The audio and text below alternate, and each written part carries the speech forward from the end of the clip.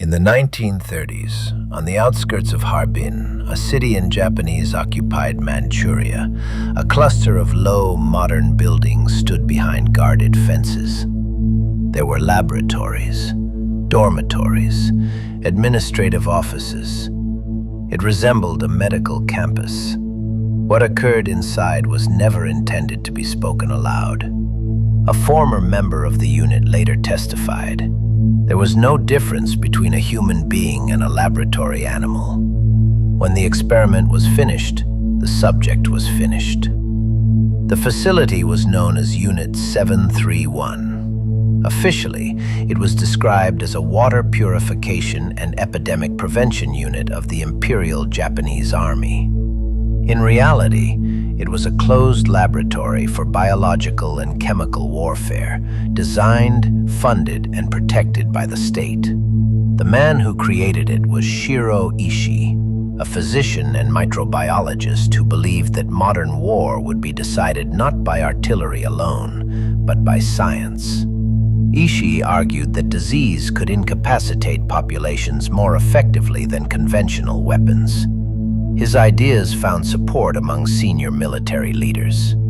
He was granted exceptional authority. By the mid-1930s, Unit 731 had expanded into a self-contained complex. It included laboratories equipped with modern instruments, detention blocks isolated from civilian view, and housing for scientists and officers. It operated independently, under strict secrecy, far from Japan's home islands. Inside the compound, prisoners were stripped of identity. Most were Chinese civilians. Others were Korean, Soviet, or Mongolian. None were charged with crimes. None were recorded by name. Internally, they were referred to as maruta, logs. A former staff member later explained that the term was used deliberately, so personnel would not think of the subjects as people. The laboratories were clean. The instruments were sterilized. The work followed protocol. Researchers recorded how disease progressed inside the human body. They measured temperature changes, organ failure, and time intervals. Observations were written carefully into notebooks.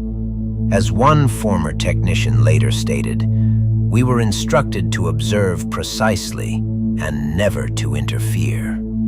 Pathogens studied included plague, cholera, typhoid, and anthrax.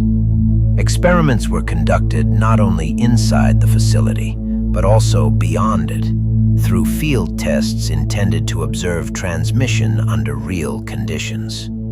Surrounding areas were exposed. Data was gathered. Reports were compiled. This was not the work of isolated individuals. It was organized military research. A Chinese survivor who had been detained briefly before escaping later recalled that prisoners were kept in separate rooms. "I could hear voices through the walls," he said. Then the voices stopped. His testimony would not be formally recorded until decades later. By the early 1940s, Unit 731 had become embedded in Japan's wartime scientific infrastructure.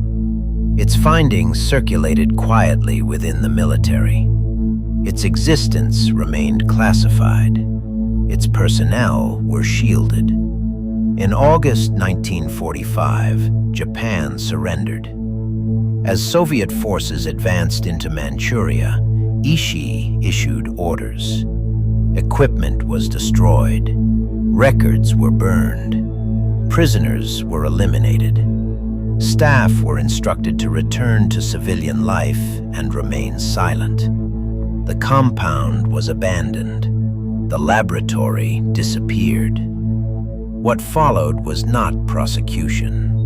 In the immediate post-war period, American intelligence officials investigating biological warfare learned of Unit 731 and its research. They recognized the scale of the data that had been produced. Rather than pursue war crimes trials, they pursued information. A decision was made. In exchange for immunity from prosecution, Ishii and his colleagues provided their research findings exclusively to the United States. The agreement was classified. The information was absorbed into post-war military science. The victims were not acknowledged. No member of Unit 731 was tried by the International Military Tribunal for the Far East. Shiro Ishii was never charged. He died in Japan in 1959. For decades, Unit 731 remained largely absent from public history. Official acknowledgement was minimal. In China, survivors continued to report unexplained outbreaks linked to wartime experiments. Former personnel remained silent. Only in the late 20th century did records begin to surface. Court cases forced limited admissions. Historians reconstructed the scope of the program.